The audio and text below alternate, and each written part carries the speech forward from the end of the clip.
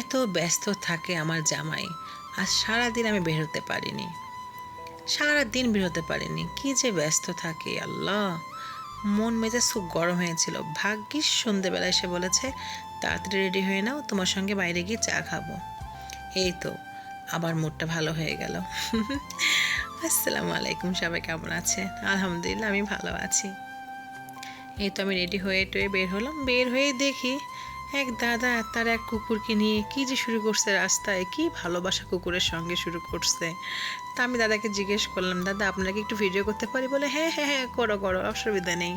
অবশ্য হিন্দিতে বলেছে, আমি বাংলায় বলে দিলাম আপনাদেরকে। তো তারপরে আমার জামাই চা খেতে বের হয়েছে, এখন পাশে দেখেছে মিষ্টি আইটেম, এখন এখানে ঢুকে গেল।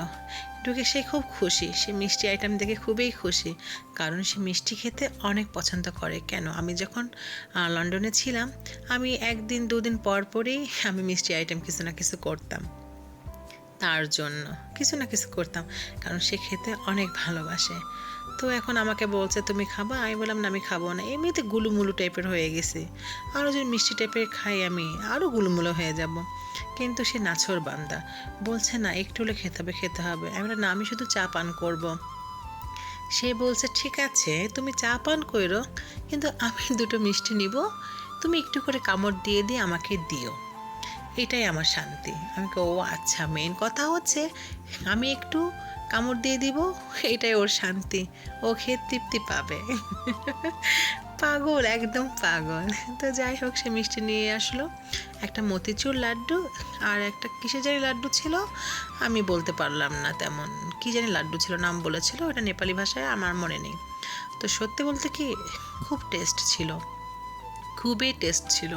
আসলে মিষ্টি এমন একটা খাবার, কার না পছন্দ, কিন্তু আমরা মিষ্টি খেতে ভয় পাই একটা কারণে, আমরা না একটুতে না গুলুমুলু হয়ে যায়, এ একটা ভয় না, আসলে মন ভরে খাওয়া হয় না। আর এমনিতে আমার আবার একটু মিষ্টি খুব কম পছন্দ, আমি ঝাল টাইপের খাবার খুবই পছন্দ করি। তো আমার জামাই এখানে এসে বসে বসে সে খেলা দেখছে ফোনে, আর আমি ভিডিও করছি, আর কত যে বকা দিচ্ছি তাকে। তো যাই হোক, সব কিছু শেষ করে খাওয়া দাওয়া আসার পথে ফ্রুটস দেখলাম, তো বলছে আমি কমলা নেবো, এটা নেবো সেটা নেবো, তো নেও। আর আমার চোখে পড়েছে এখন চিকেন গ্রিল। এখন আমি বলছি আমার জন্য তুমি চিকেন গ্রিল নাও, আমি পরে বসে বসে খাবো। এখন আমার আবদারও তো মানতে হবে, তার তাই মেনেছি। সে মিষ্টি খেয়েছে, ফল কিনেছে তার পছন্দ মতো, আমার পছন্দ তো নিতেই হবে।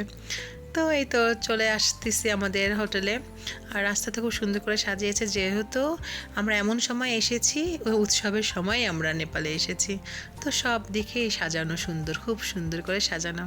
তো আজ এই পর্যন্ত, সবাই ভালো থাকবেন, আল্লাহ হাফেজ।